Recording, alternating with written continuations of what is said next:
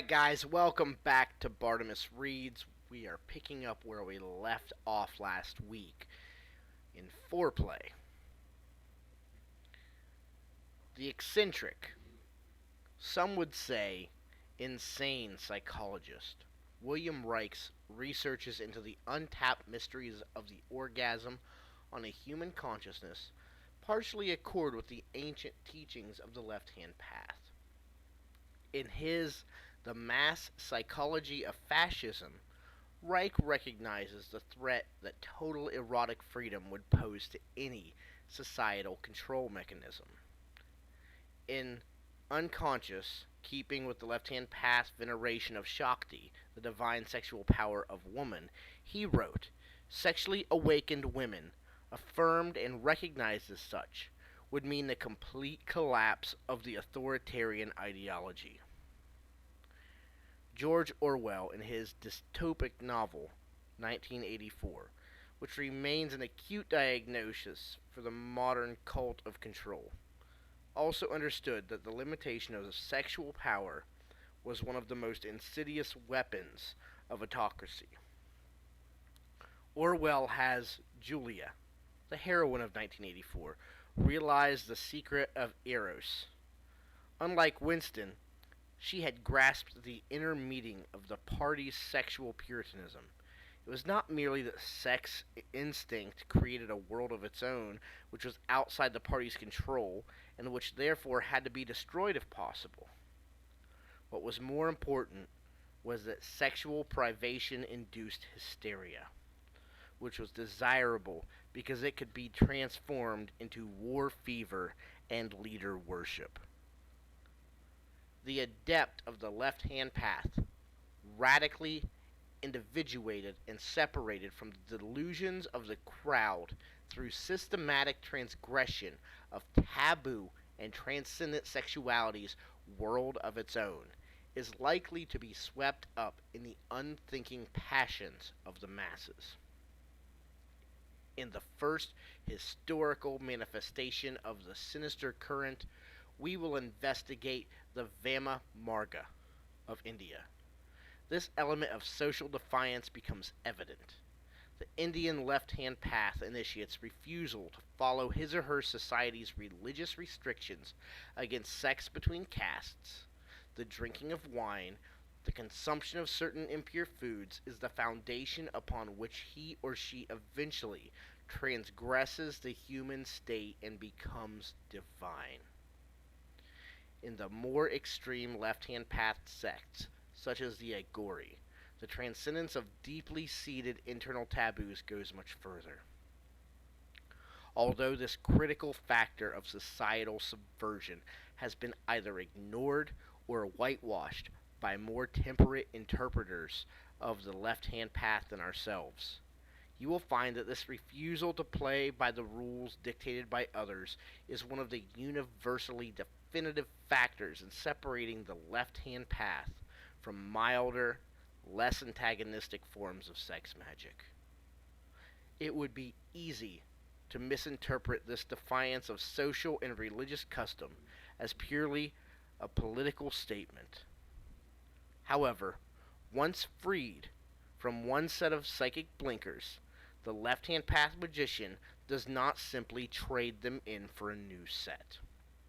He or she strives to reach a state of mind in which all forms of orthodoxy must be questioned and rejected. Even at this early stage, the perceptive reader will have realized that when we speak of left-hand sex magic, we are not concerned solely with the workings of genitalia for some sorcerous purpose.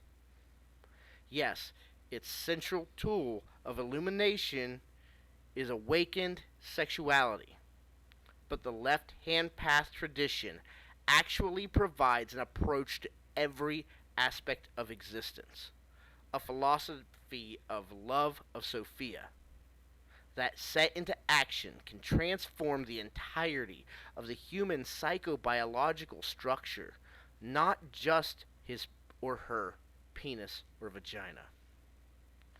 One might say that left-hand path sex magic is a form of initiation consciously designed for a hopelessly fucked up world.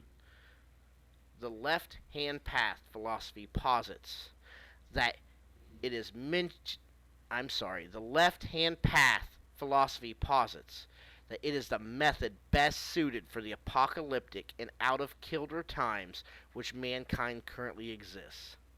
An era the traditional Indian left-hand path discipline recognizes as Kali Yuga. Exceptional measures are needed to awaken the full consciousness under such inauspicious conditions. Step 1 is to reject the sorrow and despair such times may inspire, and joyfully embrace the chaos of the disintegrating world. This shimmering and illusory spectacle that emanates from the vulva of the dark Kali, and one of the great tools of transformation over which Kali presides is the flesh, especially as it is subjected to the flame of desire. Outside of the left-hand path tradition proper, pre-Christian antiquity clearly acknowledged that the transformative, uncanny states of mind attainable through sexuality partake of the realm of the gods. In fact, many common terms denoting sexuality in modern language still bear the indelible traces of that ancient appreciation of the magical, even religious nature of human sexuality. The erotic harkens back to the god Eros. Aphrodisiac refers to the goddess Aphrodite, just as venereal is derived from Venus. The magical origins of the word fetish are also fairly well known. It derives from the Portuguese fetico, for sorcery or charm. Who can deny that the powerful hold in which sexual fetish enthralls the fetishist is anything but a fascination, a glamour, entirely magic in nature? The left-hand path in all its forms consciously returns Eros to the formerly exalted place it once held in one's life, recognizing the dormant divinity of sex even in practices recoiled from as sordid and shameful by the profane. Underneath its sometimes contradictory examination of sex magical symbols and premises from various cultural and religious traditions, Demons of the Flesh postulates that a universal biological phenomenon seemingly hardwired into the human consciousness and sexuality. As we shall see, the Indian tantric phase left-hand path describes the psychosexual anomaly with great precision. However, we also use the phrase sinister current, which indicates its non-indigenous, omnipresent existence, not only in a specific cultural tradition, but as a force located in the body itself. And guys, I want to take a quick break here on this, because that term sinister current, what she's implying is that even though we are starting to speak about the Indian practices, we can find each of these left-hand path references in our own individual lives. It's not necessarily tied down to any one culture, any one people, or any one religion. So that's where the Shrecks chose to use that term sinister current, is to prove that there's always a one constant regardless of what culture of left-hand path one comes from.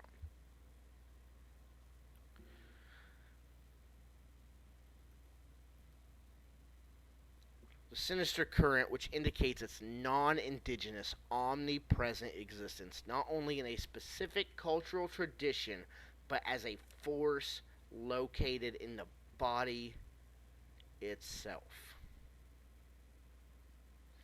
We've now indicated how central a role sex plays to the left-hand path. But presumably, you may be wondering where the magic referred to in the subtitle of this book comes in. Just as the godlike power inherent in sexual pleasure has been diminished to its currently debased state, so has the once royal art of magic suffered a similar decline in the modern world. If one does not immediately associate the word with show business trickery and prestidigitation, it conjures up vulgar consumer occultists dressed up in the obligatory magic robe, credulously reciting doctrinaire magic spells, usually hoping in vain to summon up the money he or she lacks the skills to earn, or even attract a given object of desire without acquiring the social graces to even strike up a conversation. In other words, magic, at least in the Western world, has become an exotic plaything for losers. The acting out of delusive and wishful thinking to achieve transient goals, more efficiently realized through the mundane development of personal competence.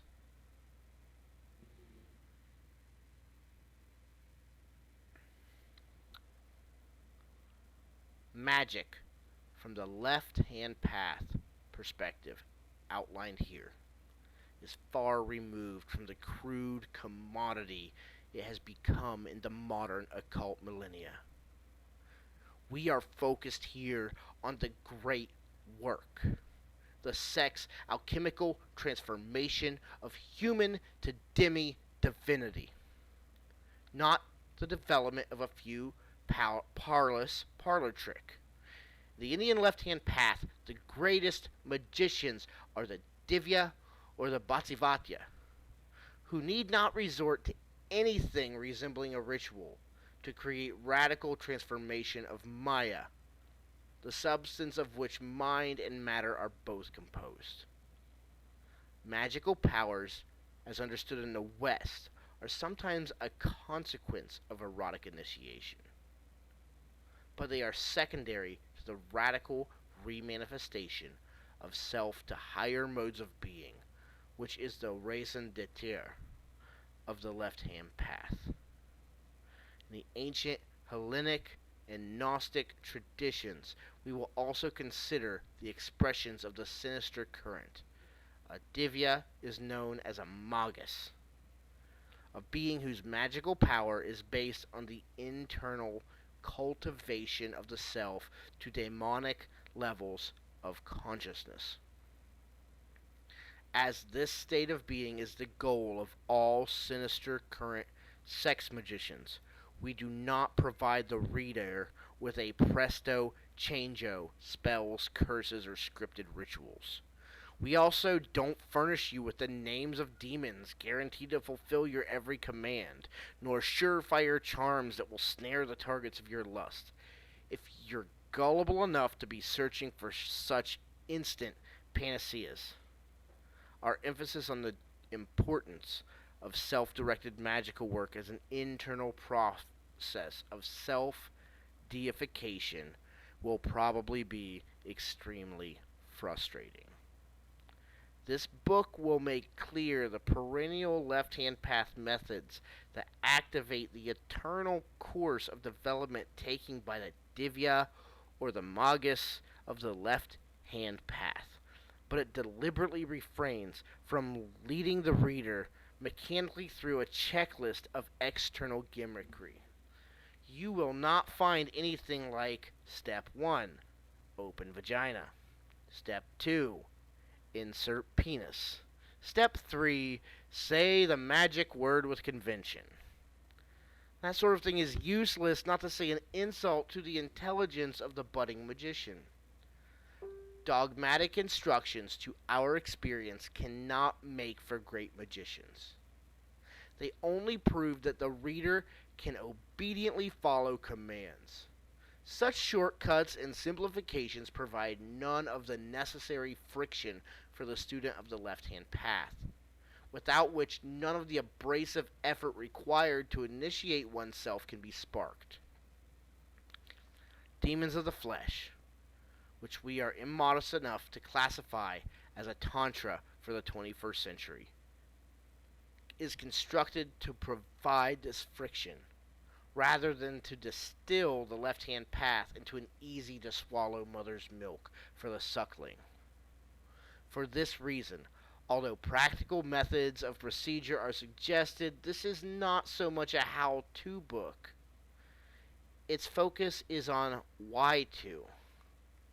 In our opinion, one mark of the true left-hand path magician is the ability to integrate complex symbolic systems, synthesize them with personal experience, and create from this synthesis his or her own unique direction on the left-hand path.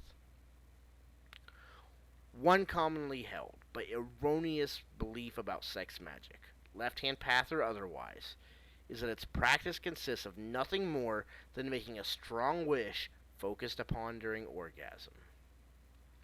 If that were the case, one would hardly need an entire book about the subject.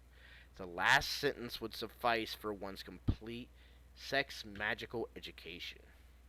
This is actually one of the least sophisticated sex sorceress methods, and while the left-hand path magician may experiment with it as a means of testing the insubstantiality of all mental phenomenon, it cannot compare to the far more essential left-hand path methods of sexual illumination, such as kundalini, that reshape consciousness to supernal levels of realization that entirely transcend the puerile wishing well model of popular sex magic. Perhaps the prevalence of this idea, even among those who should know better, is based on the fact that so much has been written about Aleister Crowley's sex magic, which in his own everyday practice did indeed consist of little more than coordinating wishing and coming. But Crowley, despite his posthumous ascendance to the most recognizable brand name in the field of Western sex magic, is not the be-all end-all of sex magic. The idea of the magical orgasm did not simply spontaneously burst forth from Crowley's loins one day. In fact, as we will show, the now obscure pseudo-Rosicrucian precursors of Crowley, such as the African-American sex magician P.B. Randolph and the German spermophage Theodor Roos, originated many of the ideas the great B666 is commonly thought to have discovered, just as several of his contemporaries and antecedents developed those same ideas in more pertinent directions than the master himself. We shall also attempt to resolve the thorny question of whether Crowley is indeed a magus of the left-hand path at all. In this last regard, it must be said that the practice of sex magic alone does not qualify a magician for the left-hand path. Every occult nutcase who ever proclaimed his or her orgasm to be a magical event of the first order is not necessarily an initiate of the left-hand path. Likewise, the absence of one's sexuality in one's magical practice is a sure sign that one is no longer dealing with the left-hand path in its classical sense. We place left-hand sex magic in a historical context by analyzing some of the colorful historical figures who have practiced orgasmic thaumaturgy in the modern West. But we must make clear it is not our intention to inspire our readers to emulate the lives and legends of these individuals. The left-hand path is firmly focused on self-deification, the fanish idolization of a hero and hero worship inoculated by so much occult literature for the all-stars of yesteryear is wholly out of place with the goals of the left-hand path. If there is an appropriate left-hand path attitude to be taken with the famous and infamous sex magical teachers of the past, it is surely irreverence and not pious sanctification. In fact, the process of transforming yourself from human to divine consciousness through erotic initiation, a healthy irreverence is directed at your own pretensions is mandatory.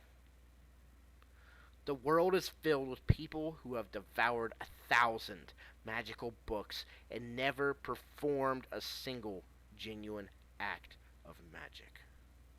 So prevalent is this phenomena that the syndrome has even earned itself a name, the armchair magician. It is certainly not our intention to breed through this book something even worse, a bedside sex magician.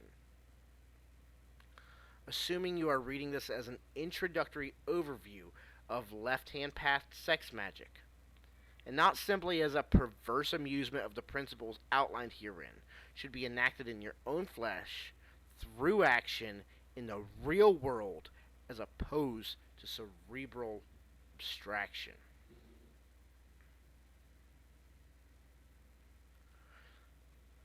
Of course, there have been other books that have attempted to communicate something of the mysteries of sex magic. However, from our point of view, the majority of these earlier volumes have missed the mark.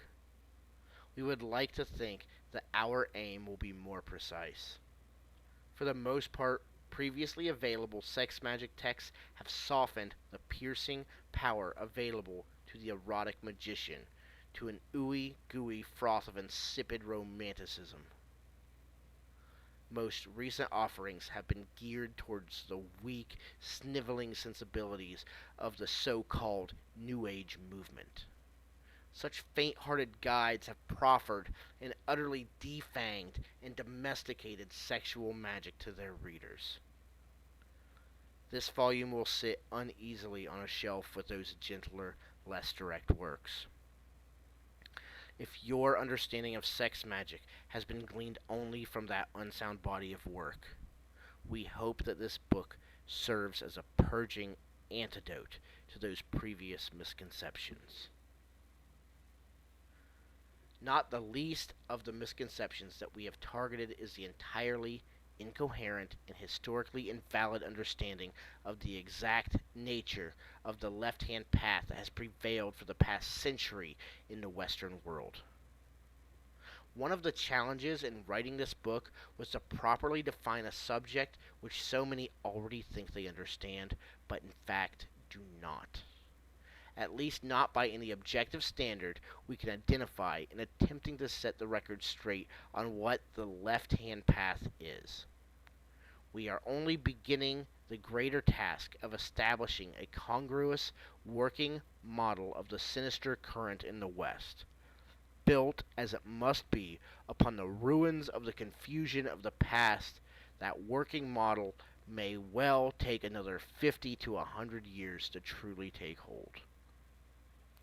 Although we ourselves are practicing left-hand path sex magicians, this book is in no sense designed as a medium of conversion or as a recruitment device. As we will make clear, the left-hand path is, for all of its anti-authoritarian elements, very much an elitist form of initiation. By this, we do not mean that the left-hand path adepts necessarily consider themselves to be superior to the uninitiated. Only that the sinister current is not for all, and can never be a path for the millions. Reading this book may well clarify for you that you would be ill-suited for this school of initiation. Sexuality is the expression in the material world of the metaphysical concept of polarity, the yin and the yang, Shiva and Shakti, the rose and the cross, the union and transcendence of opposites.